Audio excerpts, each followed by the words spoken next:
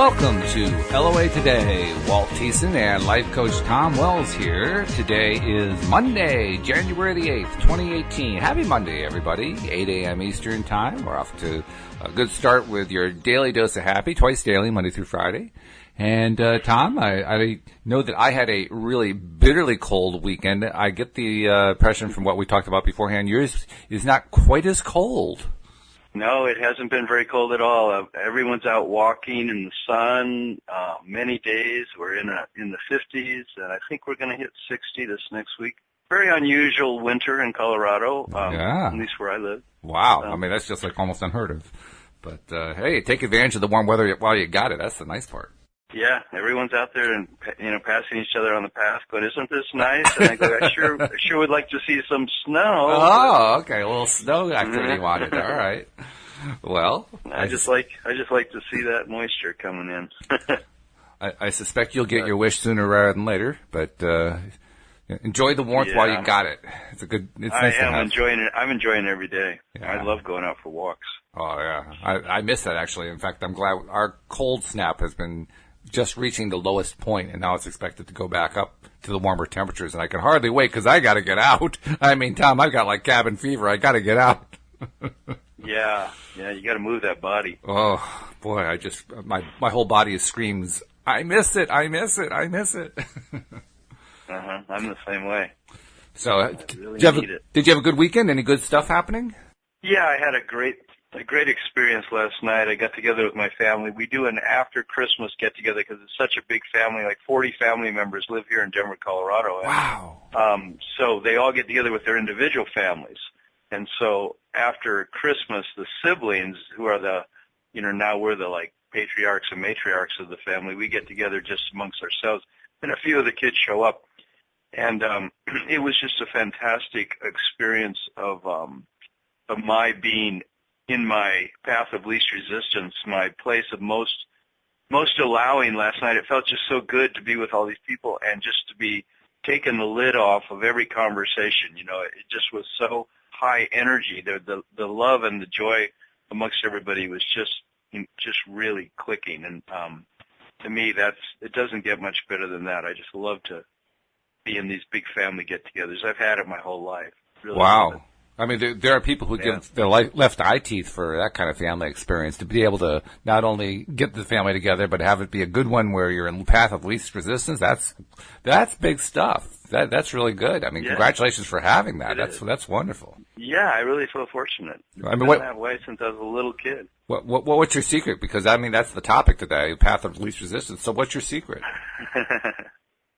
Well, for me, my secret is that I'm continuing to notice what really feels the best to me inside, and I follow that, and I quit listening to any thoughts as much as I can that put me in comparison to others or where I've got my nose on their path, and I just notice, like, what is it that I came here to manifest, and I show up with that energy and those thoughts, so that I'm really true to what my joy is, what my agenda of joy.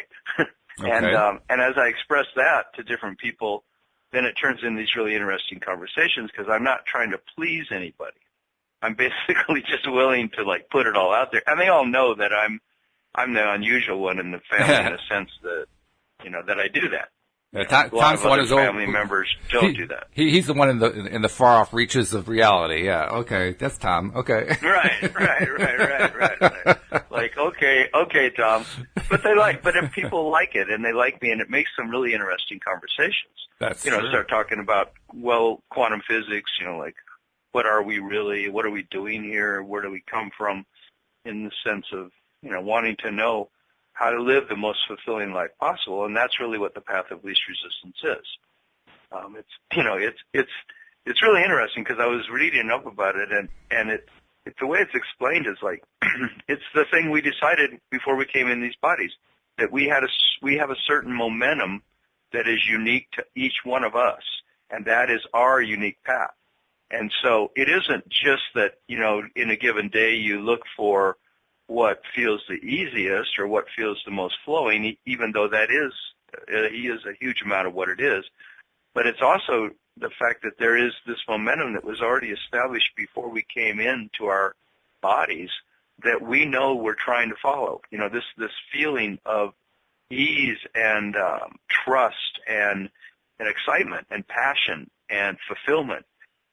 And when you get tuned into that, and there's not a wobble between trying to please other people or comparing ourselves to what, say, the society says a good life should look like, but we're following what we feel in our guts, in our heart, feels good to us. Mm-hmm.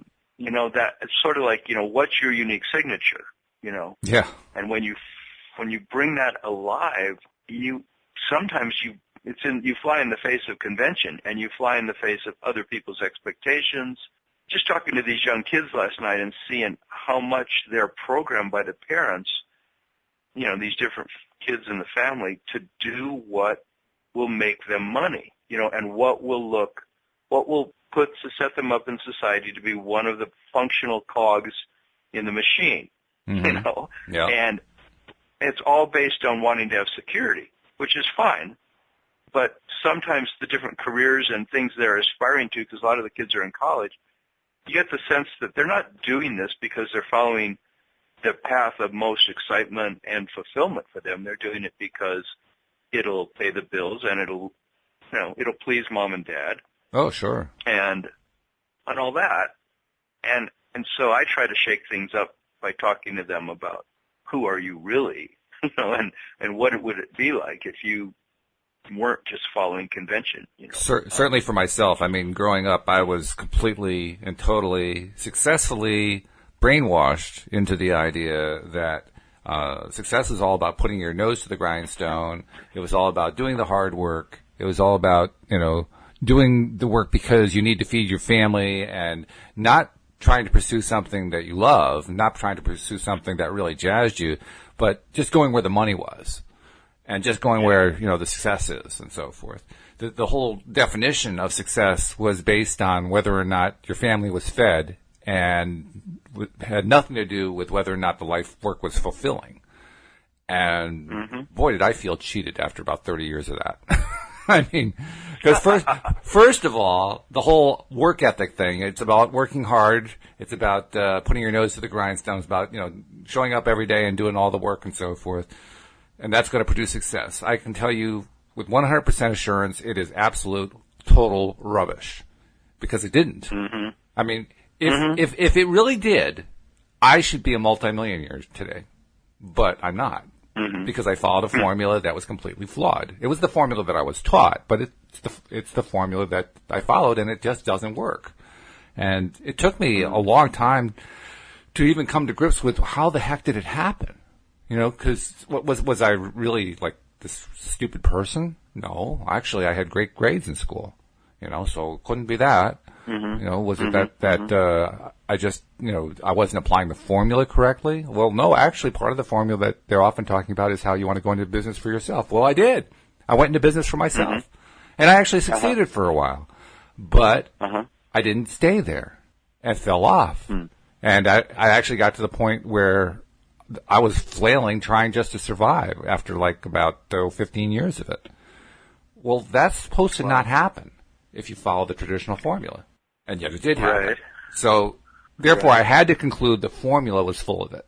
And I didn't know what the right formula was at that point. I hadn't discovered law of attraction really until about 10 years ago, and even then I still didn't understand how to apply it.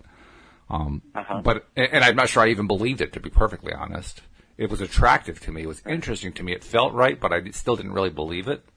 And it's been a long road since then. But I now understand that the formula I was taught just doesn't work. So, you know, it's really important to find what your life's work is. I mean, I found it finally. I mean, it hasn't put income in my pocket yet, but I know it's going to.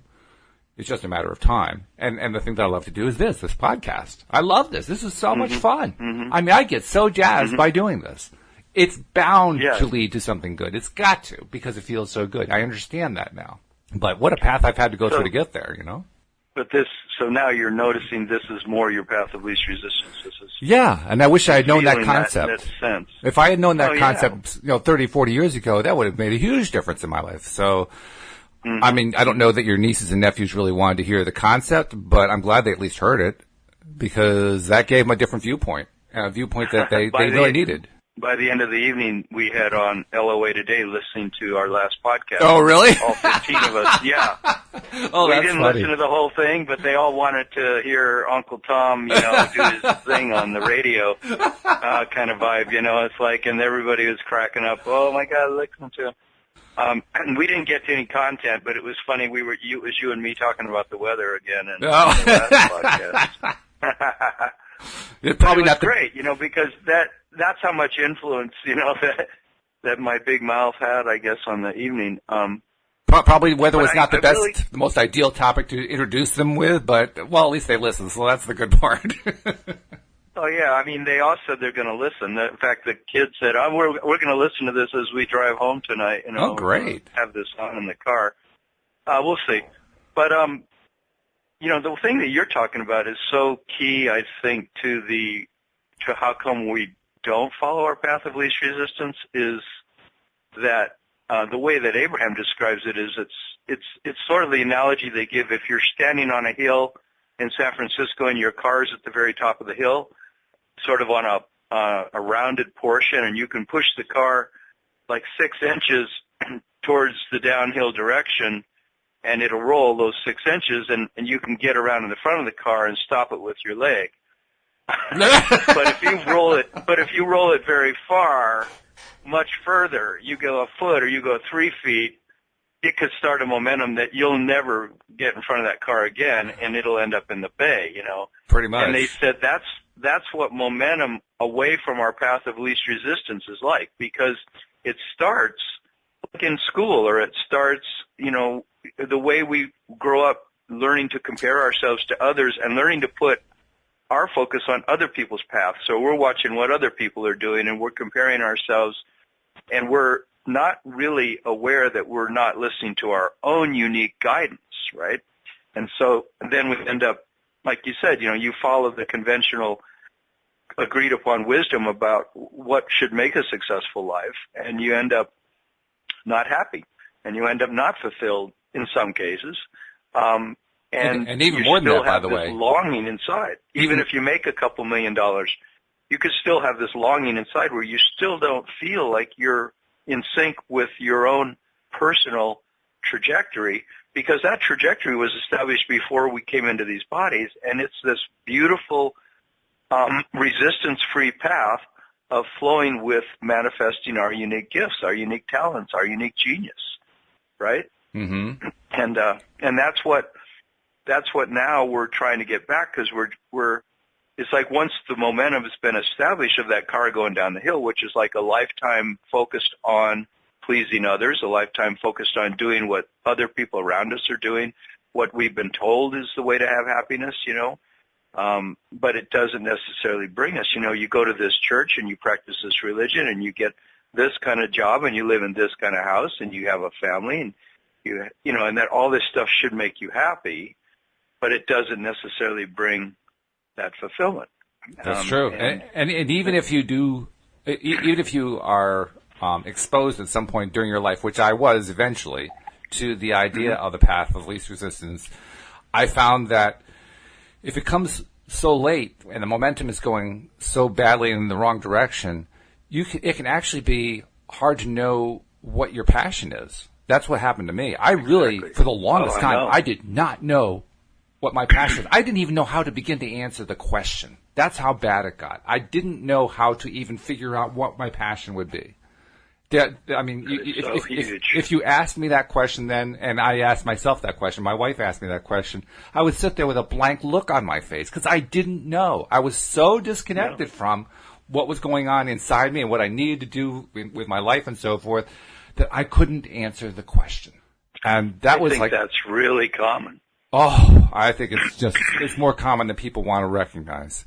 And it's to me, it is the greatest indictment of the traditional approach that I mean, and you can see it. You can see it in kids coming out of school, for goodness sake. I remember it from coming out of school. When I graduated from high school, I had a pretty good sized high school class, probably about 560 students, something like that. And if I had taken a survey of those 500 odd students and asked them, so now that you're graduated from high school, do you know what you want to do with your life? Well, if I'd asked them what they're going to do next, they could have told me that, because probably about 60% of them were going to college, and another 10% were going to go work in a auto shop and stuff like that. They could have told me that kind of thing. But if I had asked them, what do you want to do with your life? What's the big passion of your life? I doubt that 20% could have told me.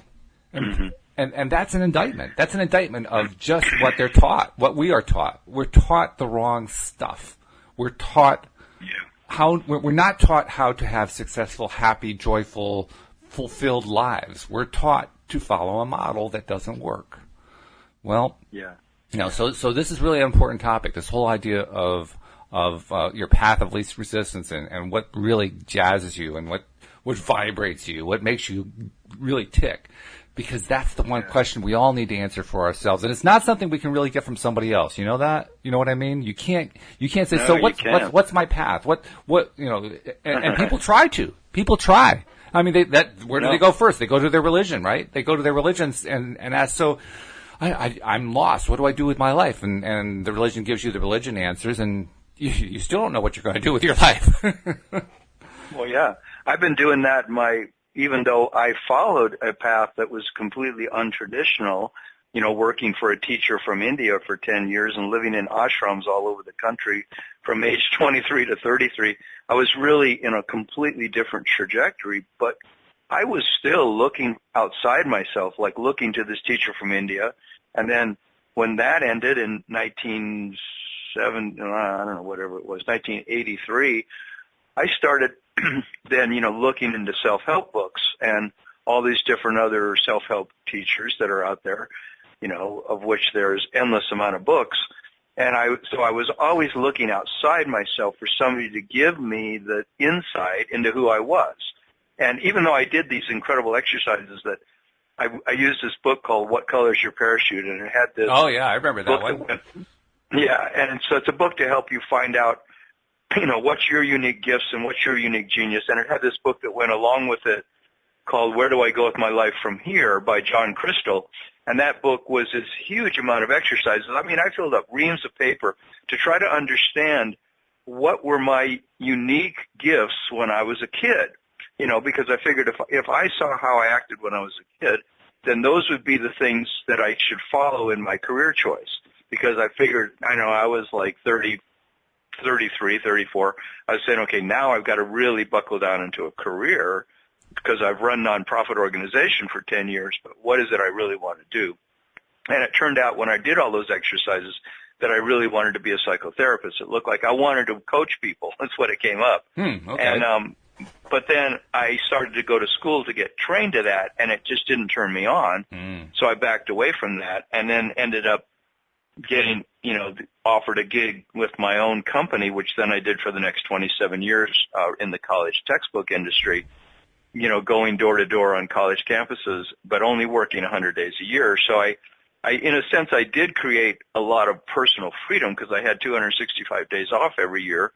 And then I was able to notice my path of least resistance, because when you're off every day, for over 200 days a year, you get a sense of like what it feels like just to be me. But it was amazing, even though I had that I didn't still know. I just kept doing exercises and reading, trying to figure out, well, what should I be when I grow up? And I remember when I was turning 60, I was still saying that tongue in cheek to friends. I was saying, I'm still trying to figure out what I'll be when I grow up. Yeah. Because even though I did that great job, it wasn't my passion, to buy and sell college textbooks. Mm-hmm. That was just a way to make some really good money and only have to work 100 days a year so I could then go mountain biking and go river rafting and go hiking and raise a family. I took on, a step family. I raised 3 kids from the time they were really little during that time period. But really my passion of who I am uniquely, who I decided to be before I came in this body, and what the path that I laid out for myself to really have this incredibly expansive, outrageous experience of life, I'm still coming back to it, you know, and I'm in my late 60s. I'm still coming back every day more to this path of least resistance. What really feels good to me? And that's what I was asking myself last night at this gathering with all the family. Just every conversation, each person I talk to, you know, I'm sort of feeling inside, what do I really want to talk about? You know, and I wanted to listen to them too, you know. It's sort of, I wanted to have a good conversation. Mm-hmm. But I'm constantly doing that with myself all day long. You know, what's a good conversation with myself as far as what's fun, what feels good? And Abraham says, you know, you've got to be connecting. You've got to get tuned in, turned on. You know, you've got to meditate. You've got to find out what it is to really just choose feeling good, and that you've got to get to the point where you know that all is well before you can start noticing that your source self is giving you impulses all day long. It's telling you, your higher self is telling you, okay, this feels better than that. You know, so you're making decisions like, okay, I'd rather go in that direction than that direction.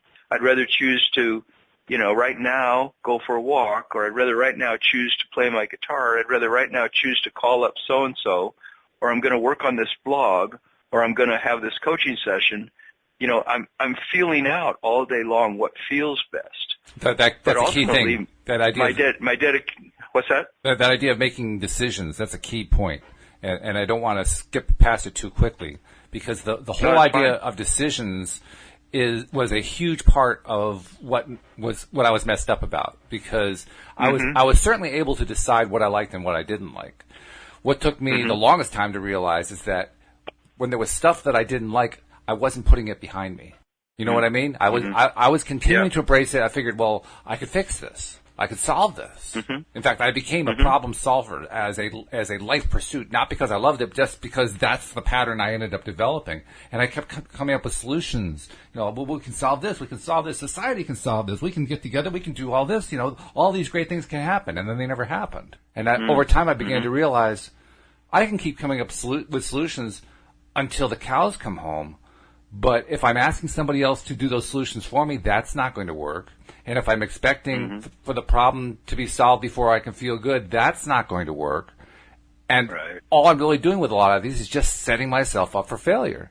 At some point, I had to face myself in the mirror and say, well, you got to stop paying attention to that stuff that you have no control over. Control the stuff in your own life and leave that other stuff behind. For me, it was mostly politics. And you can't solve politics. And I should know that. I was a political science major. I had a degree in the darn thing, and I still was trying to solve the darn thing. It was crazy. But you have to leave that stuff behind. You got to leave it behind. Otherwise, you can never get to the point where you know, well, what is it that I like? What is it that I care about? What is it that I'm passionate about? Because you're so focused on all the old stuff.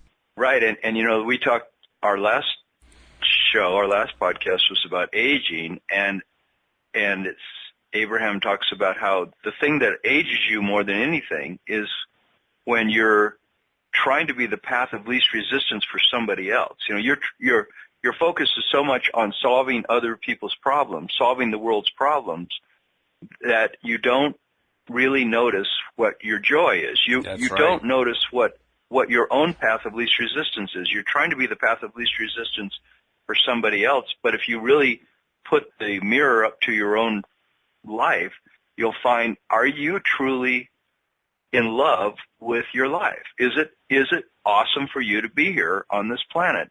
Because if it isn't, can you truly help somebody else? You know, because just because we come up with solutions to external problems, the funny thing is that everything seems to revolve around joy.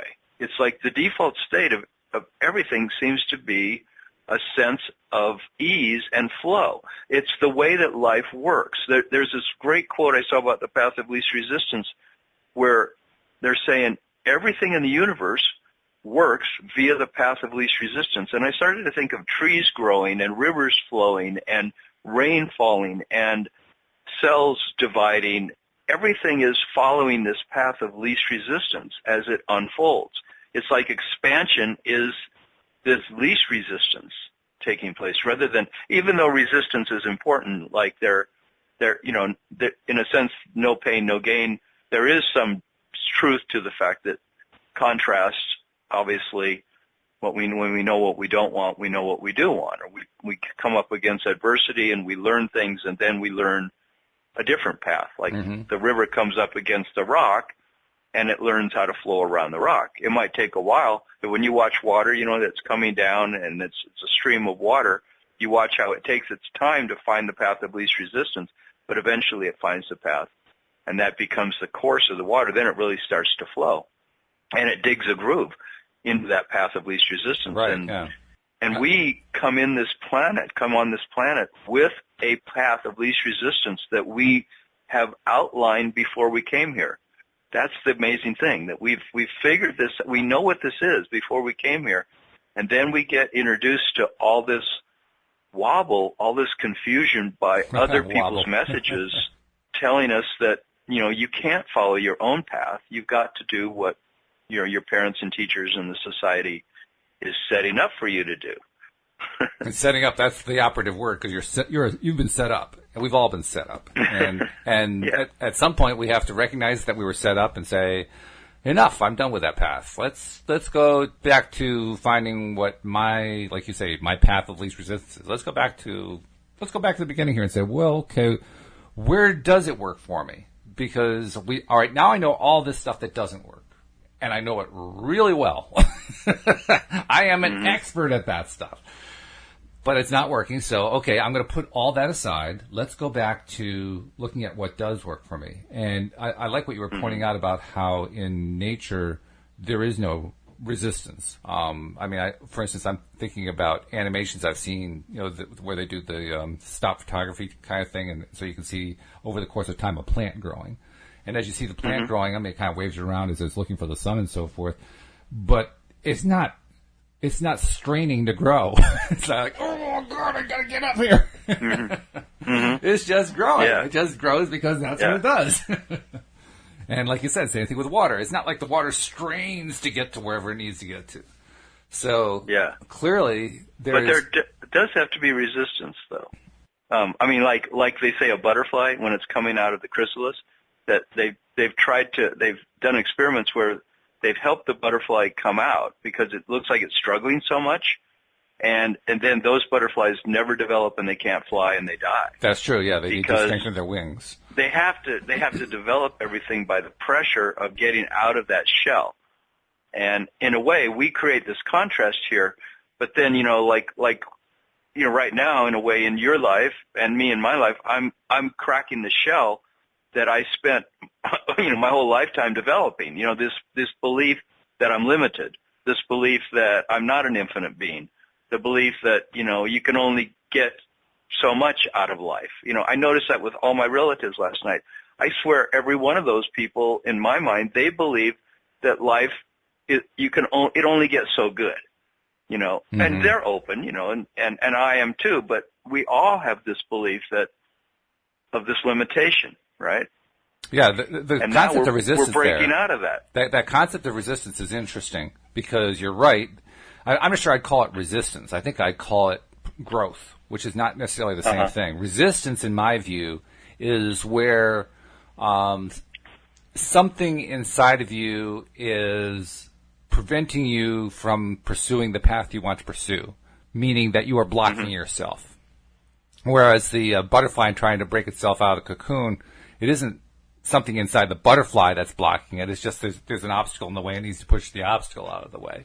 But the resistances, as I understand it, are resistances inside ourselves, where we've basically set ourselves up. So on the one hand, we want to have X happen. On the other hand, we resist X happening.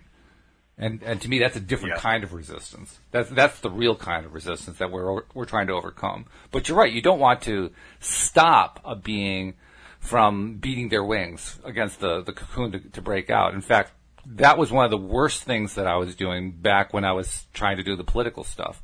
I was trying to take away from people the very thing they need the most, and that is to make their own way. I was trying to make their way for them, which is really not a very friendly thing to do. I thought it was. I thought I was doing a good thing. I thought that my motives were pure. Yeah. I thought that I was, trying to really help people, and it didn't occur to me that I was actually hindering them. I was actually trying to get in their way. It never occurred to me that could possibly be the case. And when I came to the conclusion that I was horrified. Oh my God, what have I been doing? I thought I was helping people and I'm doing this. When I finally got that, it was a wake-up call, let me tell you. It was a wake-up call. I was like, oh, well, I got to change my MO here somehow because this is not good. The fact is we do need to leave people to do their own thing, to pursue their own path, and encourage them to pursue their own path. Just do it their way. You know, you got to do it the way that fits you best. And if that means beating your wings on the cocoon to get out, then by God, you beat your wings on the cocoon to get out. But you got to do it. You got to do it your way. I can't fix it for you. And I've been spending the last few years not just trying to improve my own understanding of the law of attraction or trying to improve my own ability to pick my path of least resistance. Up great deal of success, I might add, I've been trying to take my hands off of everybody else's problems and just say, look, it's not up to me to solve your problem. You know, you want to ask me a question, I'll answer your question. You ask me for advice, I'll give you some advice, but this is your life. It's not my life. And I am not going to be the one to tell you that it's up to me to solve your problem. I've done that for too long. I'm done with it. Goodbye. Yeah. I realize when I'm coaching people that I'm probably not of much help to anybody unless I'm aligned with my path of least resistance. Oh, yeah. That's essential. Abraham always says, get aligned first and then go shopping. Get aligned first and then pull out into traffic. Get aligned first and then do a coaching session. It's like get aligned first and then do a podcast. Don't do these things from a place where you're feeling out of sorts within yourself, or you're not really in touch with the fact of that stillness within, or that place within where you can say, no, I feel like I'm congruent with who I am. And it makes sense because if you're not feeling good, how can you help somebody else to feel good? You just can't. Exactly. There's no way to do that. No, you can't. And you have to be authentically connected and not, just like winging it, there's a lot of grace. There's a lot of momentum that can come about because this is our natural default state. That's the nice thing about it, is that even though we've created so much wobble, so much momentum in directions that don't really serve us by the way we've grown up and the belief systems that we've developed, those thoughts and beliefs. But in any given moment, we always have the potential, every single moment. That's why I like to say, every second's a second chance. You always have unlimited possibilities are really at our fingertips every second. If we really understand that, believe that, and surrender to that, let go to the fact that there's a lot of potential, but to recognize when I'm truly happy and not be playing myself, like confusing my own self by not recognizing that I haven't taken the time to meditate. I haven't taken the time to slow down inside and really listen within for the impulses that are coming to me from my higher self. That's the part that to me is just this all day long. I'm listening for, am I really responding to what really feels good to me? Or am I doing what's on my list of things to do because it's on my list of things to do? This whole idea, too, of responding to the higher self or the inner being, I think of it as the inner being, the inner side of me, so to speak, or the larger side of me, so to speak. I have for the longest time wondered why I wasn't getting any signals. Why wasn't I hearing anything? Why wasn't anything coming through? And to this day, I still experience that feeling quite often. Just yesterday, I read something. It was an Abraham thing, and it really kind of woke me up because actually it was a tape I was hearing. Abraham was saying, well, and I'm going to misquote this. I know I am, but I'm going to try it anyway. I won't even try to get their wording. I'll just do it my way. Essentially, they're saying if you're trying to, boy, I just lost the thought. Isn't that awful when that happens? I mean, literally, the thought just disappeared in my head. It just disintegrated into 1,000 pieces, and now I can't get it back. Yeah. Oh, good grief. It's okay.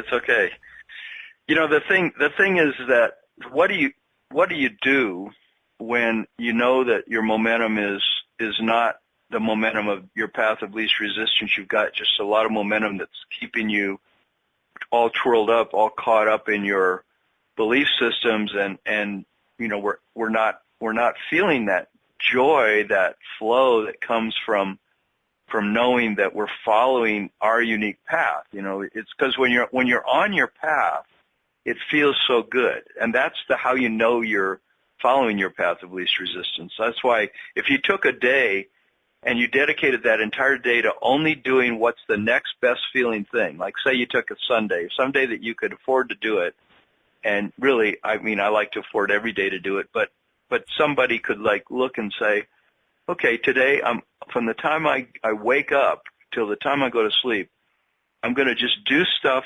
What's the next best feeling thing that occurs to me this day? I'll make no other plans, or maybe something will come along and you'll say, yeah, I'll do that at 6:00. I'll go out and have dinner with my friend. But you follow. What does this feel good? Does this really feel good to me? Is this what I really want to do, or am I doing this because I think I should? For some should. And by the way, I better do. I remembered what the thought was when you said it was about feeling good. That's when I remembered what the thought was. You kind of reminded me with that, so thank you.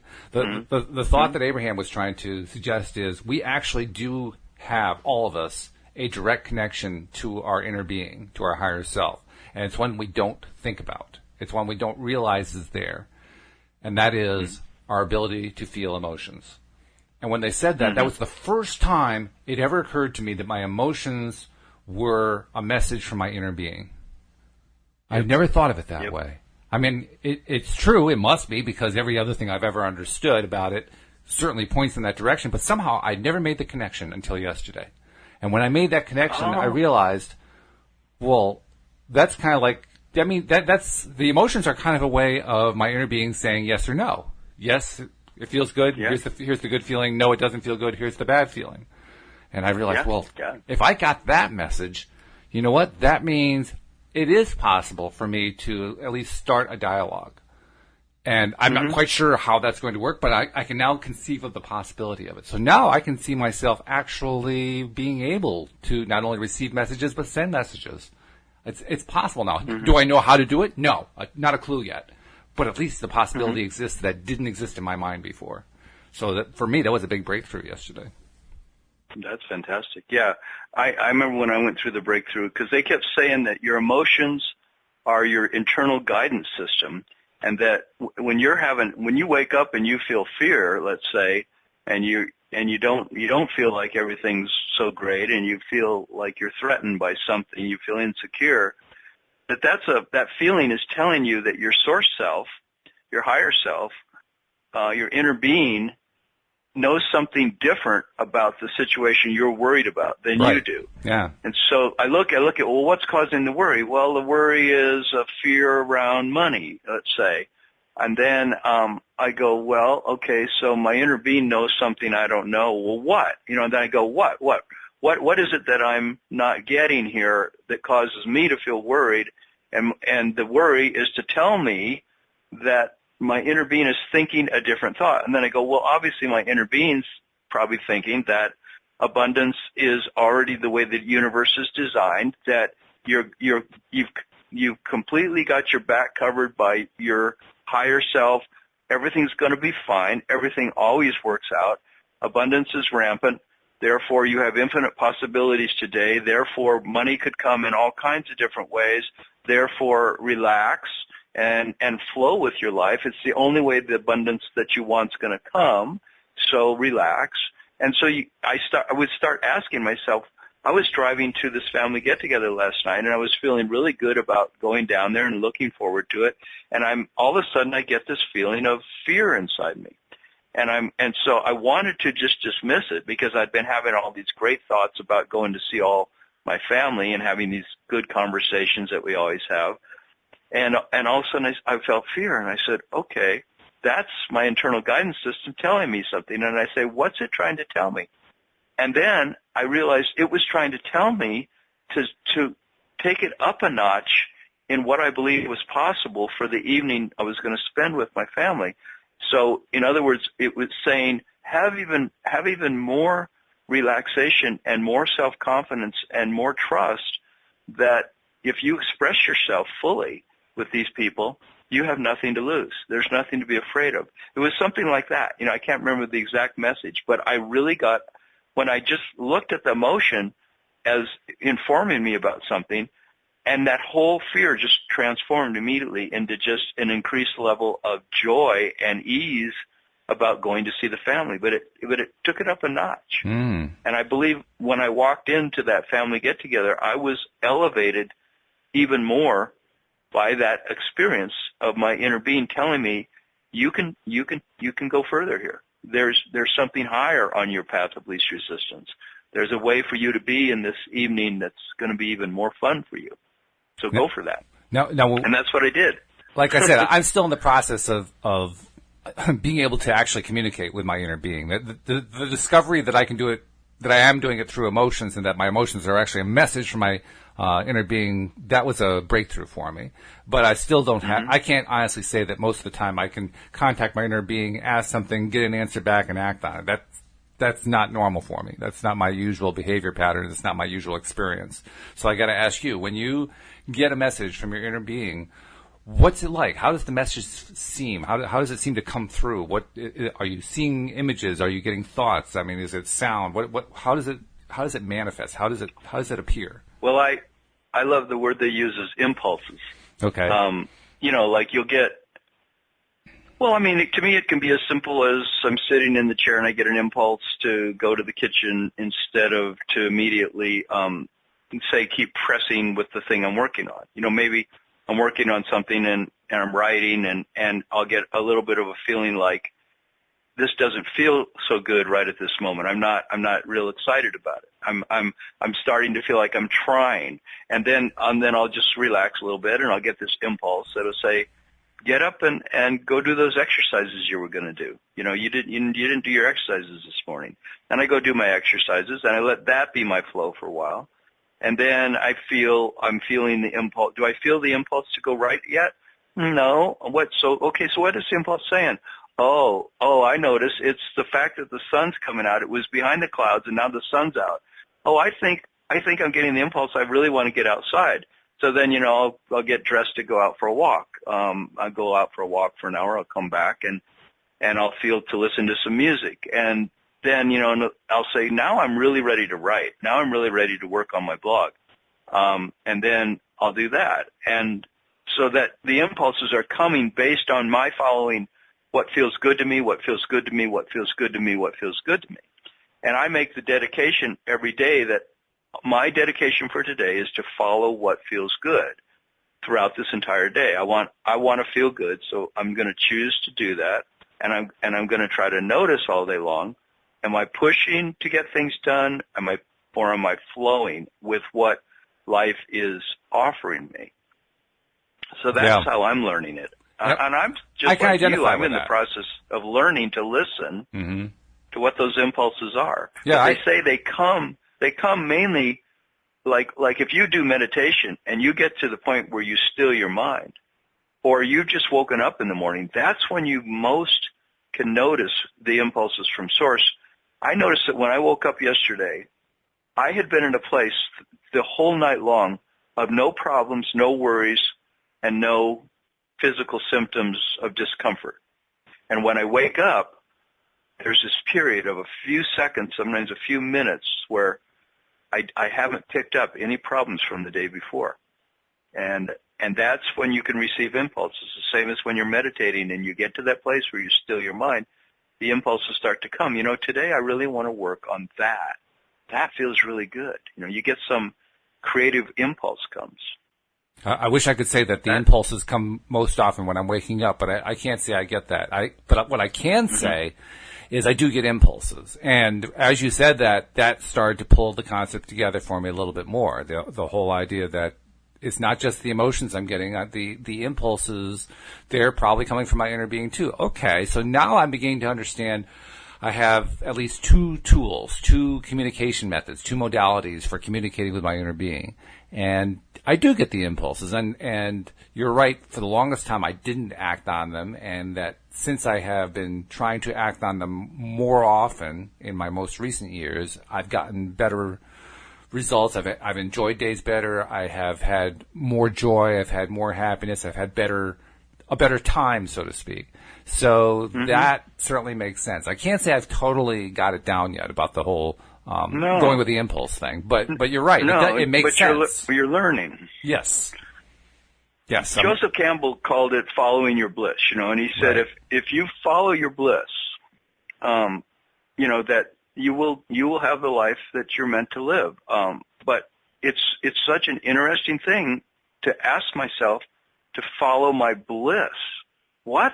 I mean, so if I just really keep following what feels good, what feels good, what feels good, what feels good, what turns me on, what's exciting, what's fun, that I will end up fulfilling my life's purpose?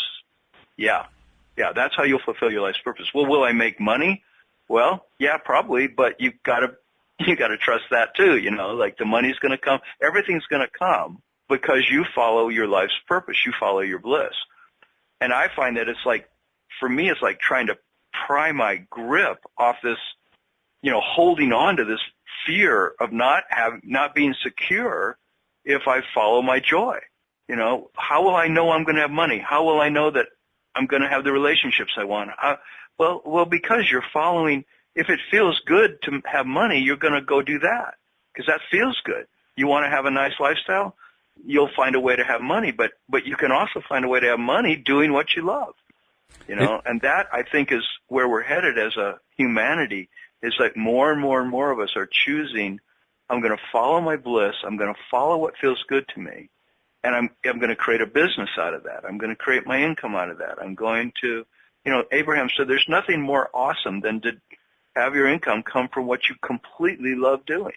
It's interesting to me that this whole idea of follow your bliss is tied to impulse. Again, a connection I had not made. I'd certainly heard follow your bliss. I mean, you can't listen to Abraham or even The Secret or any of the stuff that's out there without having heard follow your bliss. But for me, I didn't really know what that meant. I just knew, well, you're kind of supposed to do what makes you feel good.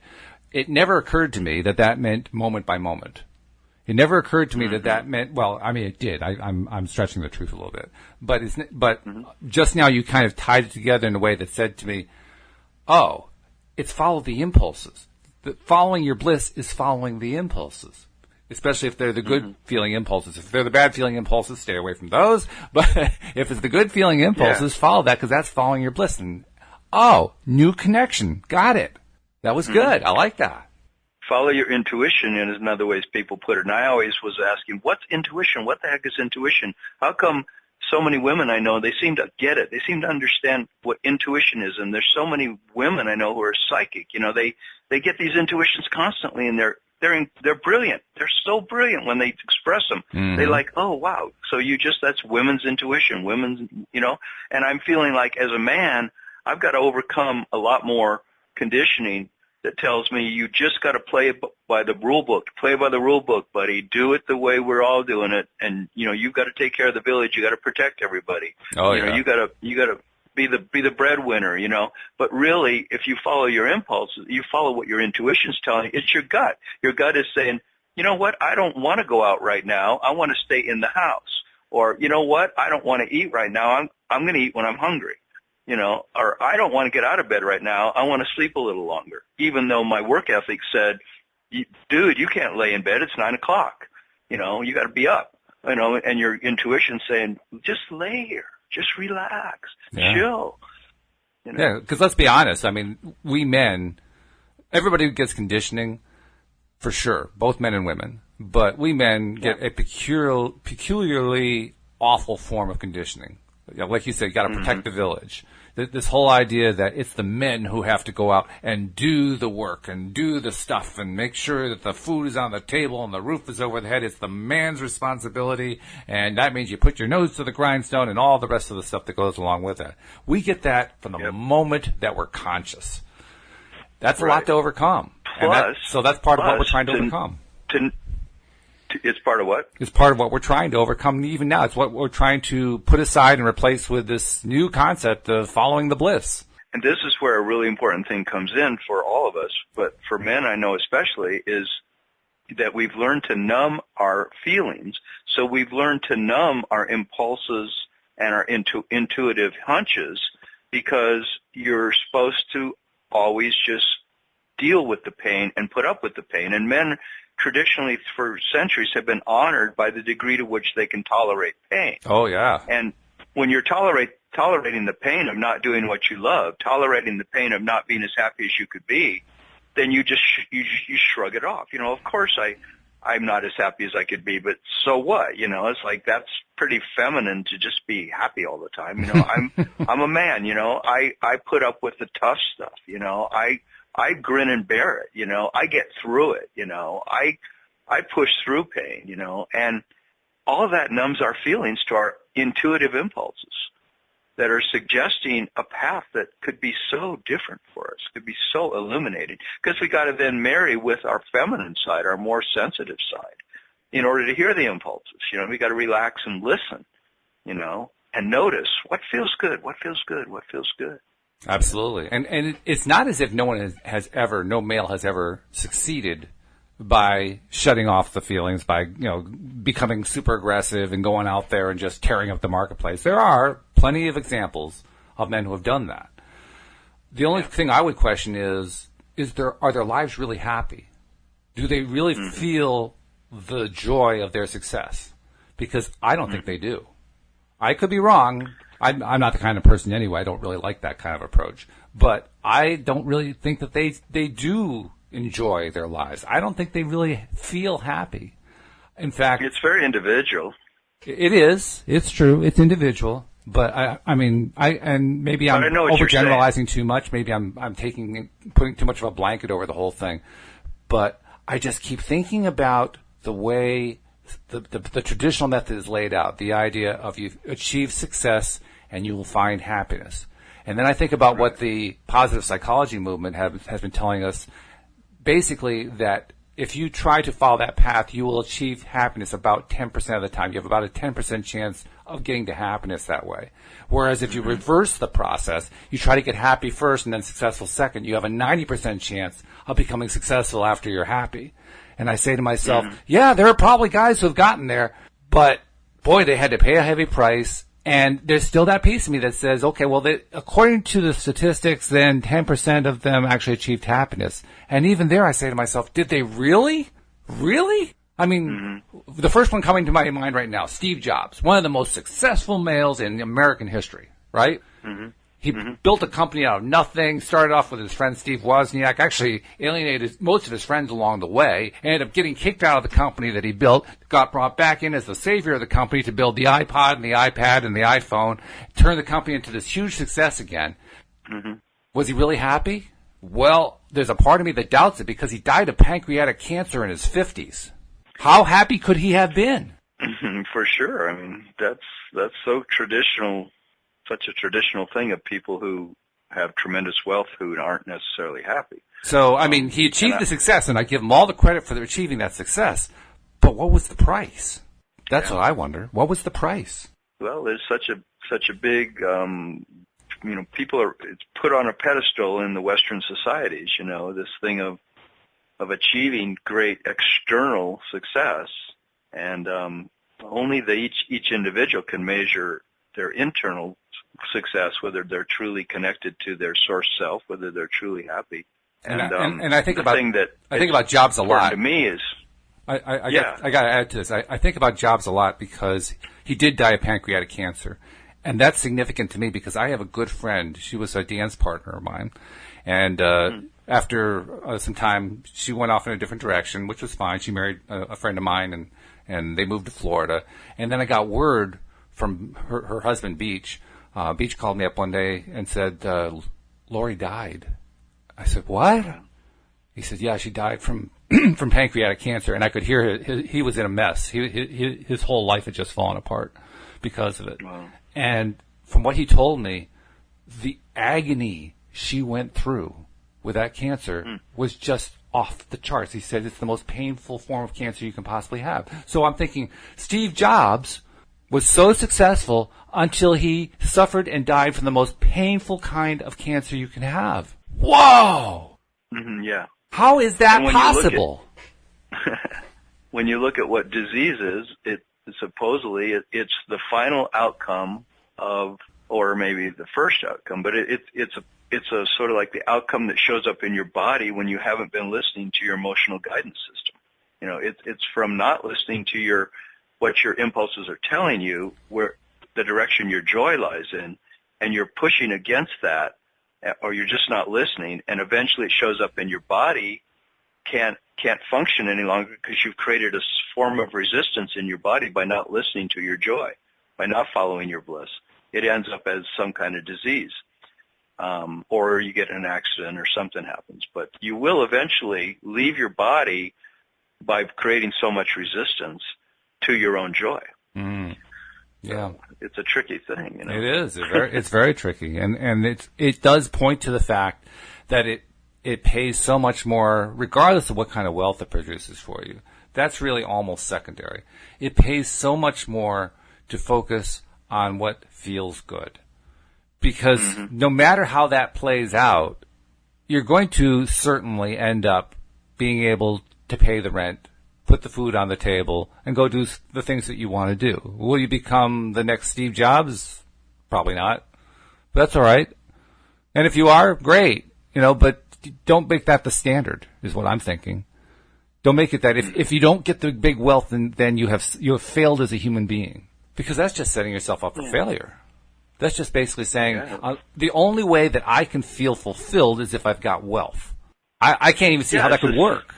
It's like if I'm looking to have a life partner, certain friends in my life, a certain place I want to live, a certain amount of money, a certain amount of abundance, all those things, I feel like I have to go for the essence of them rather than have them look a certain way. And when they look a certain way, then I'll decide I'm happy.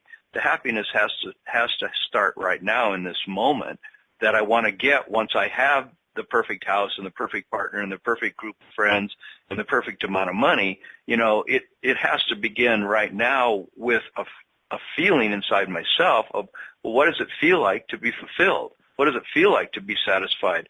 And if I'm waiting till I have all those other things, all those destinations, and I'm not enjoying the journey to get there, then I'm missing the entire point of being alive. Because the life, whether I end up not even having that much money, or I end up with less friends than I wanted to have, but if I'm essentially happy, if I found my path of least resistance, which is the trajectory that feels the best to me. It's like there's a way that we manifest our very best self, and externally it might not look a certain way, but 9 times out of 10 we can have the things we want. I mean, there's nothing saying we can't have those things. Right, sure. But it's like, are we doing it in a way that we're finessing it with a beautiful lifestyle where we're living the life we want to live beginning right now?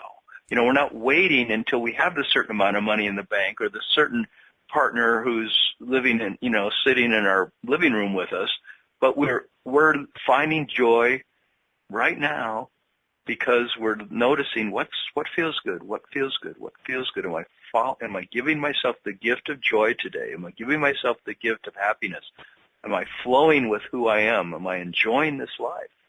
And you pointed out the futility of putting off the joy well, I will get to the joy. And it occurred to me as soon as you said that, we never actually get to the joy with that path. Because what we end up doing is we achieve a certain little amount of success, and then we move the goalpost. And then we go for some more success, and then we move the goalpost. And then we do some more success, and we move the goalpost. We never actually get there. It's like you're trying to get from San Francisco to L.A., but you keep moving L.A., so you never get to L.A. Right. It's crazy. Wow. Yes. So anyway, we're actually over time. Madness. We're over time, so we should draw to a quick close. But Tom, this has been a great discussion. Thanks for doing it, and I look forward to doing it again with you on Friday.